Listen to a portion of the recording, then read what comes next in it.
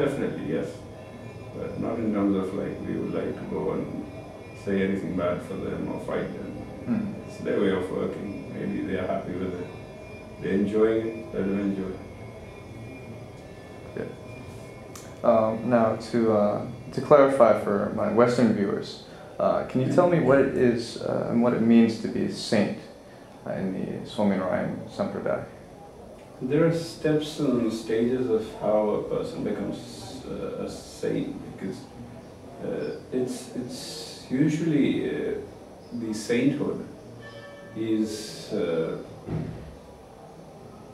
process is same usually around anywhere, even if you see in Buddhism or Christianity, somewhere along the line there's a lot of similarity, where a person has to stay in a certain environment for a long period of time.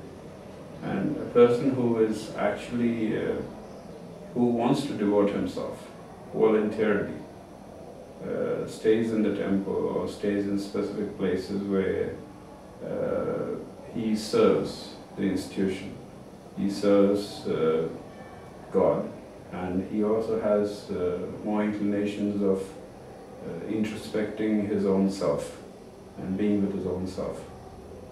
Introspection of his self and devoting himself towards God.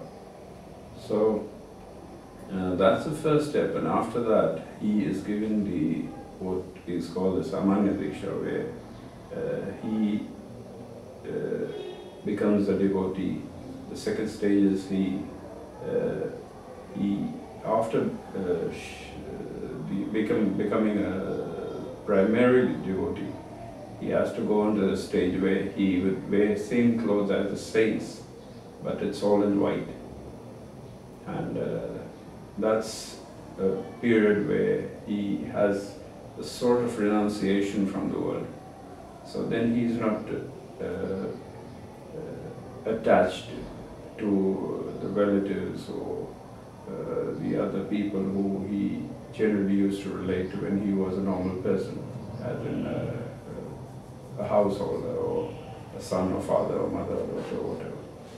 So that is the second stage, and then after a certain period of time, the person is given the initiation of being a saint. So then he has to totally be away from anything and everything that is worldly, which is usually, and the basic principle of the Swaminarayan Sampradaya, what Swaminarayan Bhagavan said, is that they cannot, they have to keep away from money and women is the first thing. And because those two things are things which would, and it's not just in men, we also have initiation in the women. So they keep away from the men, and the men keep away from the women. So that's the process of initiation of how they convert into saints. Okay. Now, can you explain the reasons for the segregation of men and women within Swaminarayan?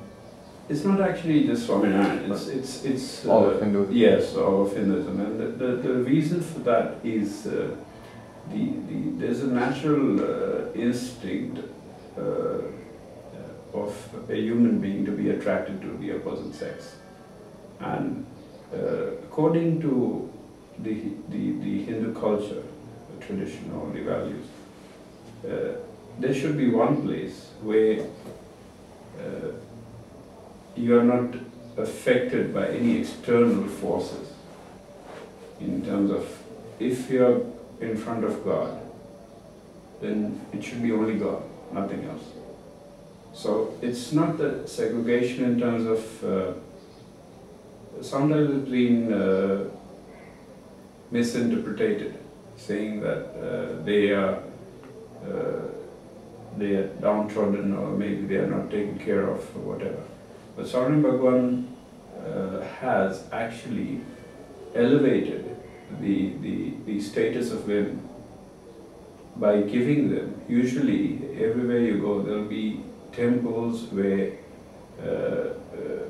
both males and females are entered. I mean, they can go and have darshan or whatever, devote themselves. Swaminarayan Bhagavan, he started a new revolution by giving women their own temples. And the ladies who are initiated, they give lectures and they give these speeches and they give the preachings. The wife of the Acharya is the head of the ladies. So usually if you see in the world, you would find the male as the ruling person, taking care of religion, in terms of preaching, in terms of taking care of the activities and stuff. Whereas in the Swaminarayan religion, you see males are being taken care of by the Acharya, and the females are taken care of by the Gadivara, which is the wife of the Acharya.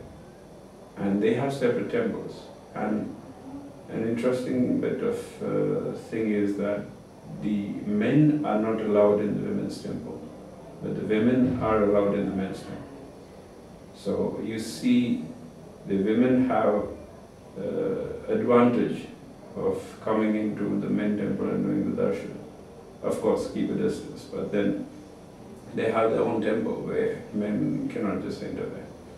And the whole segregation, as you say, is just for a reason of what we call as Maryada. And the Maryada means the greatness of God. Greatness of God. When you go in front of God, there should be nothing between you and God. There should be nothing between you and God. It's just you and God. That's it. And as I said before, the basic and the natural instincts, they are always going to come. Even if you're sitting in a church and if you have some lady pass by, it's normal for you to just have a glance. So, because that devotion doesn't break off, in order for that devotion to not break off from you to God, this has been a kind of system set up by the Hindu and specifically by Swaminarayan Bhagavan specified about this thing. And he also specified in the Shastra, the scriptures, that in the temple, the males and the females, when you are devoting yourselves to God, shouldn't interact with each other or shouldn't touch each other, because it's God then. I mean, you're in front of God, and God is not something like you, it's entertainment. So, but then he also specified afterwards that after you leave the temple, you shall do your own daily duties according to the regular routine. So he's not segregating in a sense that after you go home, you're not supposed to talk to women or you're not supposed to like interact or whatever. So the basic principle is, when it's temple, there's only one thing, which is God. And there's no compromise. So that's the basic thing of how to, it's more for putting more concentration onto God rather than anything else. Okay. Now, can you give me your thoughts on the importance of music to spirituality?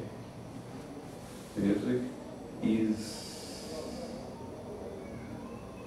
actually music is very close to God, and even during when Swaminarayan Bhagavan was on this earth, he had the saints who would sing music to him, and we are fortunate that we have those tanpuras and those musical instruments which the saints used to play in front of Swaminarayan Bhagavan today at our place. So music has a lot of, because a person who has achieved music, who is a musician, not just as in reading a book and just playing a musical instrument. The basic classical music has a lot of devotion, it requires a lot of devotion. A lot of people I have met, they usually say at their age,